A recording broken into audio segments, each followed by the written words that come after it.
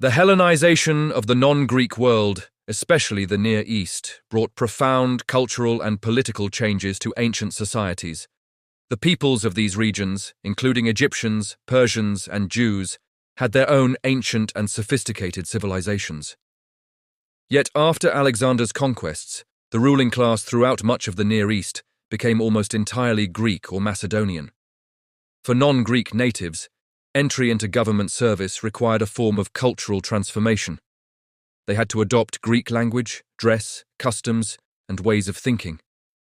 Because the ruling elite of the Hellenistic kingdoms was Greek, and because elites determine which forms of art, literature, and intellectual activity are valued, Hellenistic civilization, far beyond the Greek mainland, rapidly became Greek in character. This cultural transformation accelerated as the nature of Greek intellectual life changed.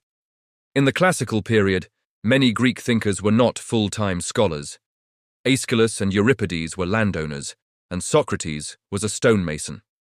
The rise of the sophists, who taught rhetoric for pay, signaled an early shift toward professional intellectual work.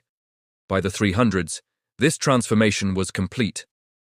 Aristotle himself served as tutor to Alexander the Great, and in the Hellenistic era, many scholars made full-time careers in teaching, writing, and research.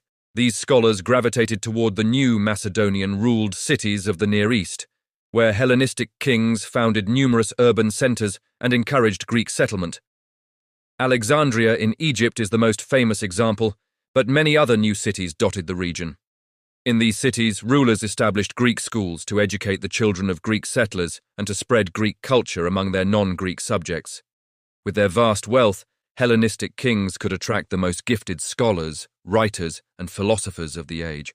As a result, Hellenistic cities soon became major centers of intellectual life.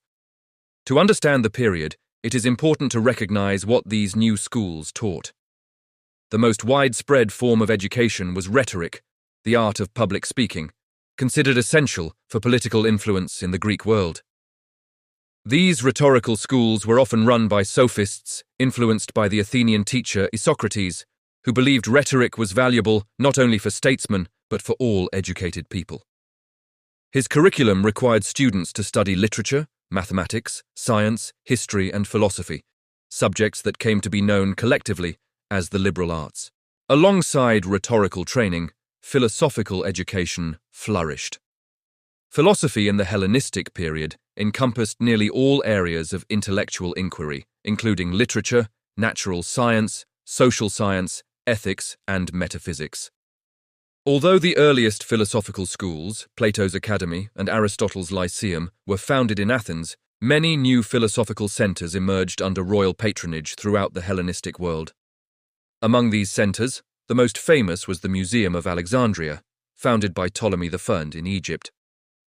Dedicated to the Muses, the goddesses of learning, the museum functioned more like a modern university than any earlier institution.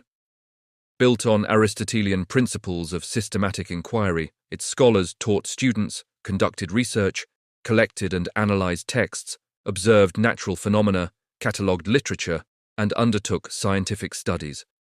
To support this work, the Ptolemies created the Library of Alexandria, the largest library in the ancient world. Later generations of kings expanded it further, collecting manuscripts from across the Mediterranean, gathering rare plants and animals, and constructing laboratories for scientific investigation. With its extensive facilities, lavish royal funding, and emphasis on research, the Museum of Alexandria became the premier intellectual center of the ancient world.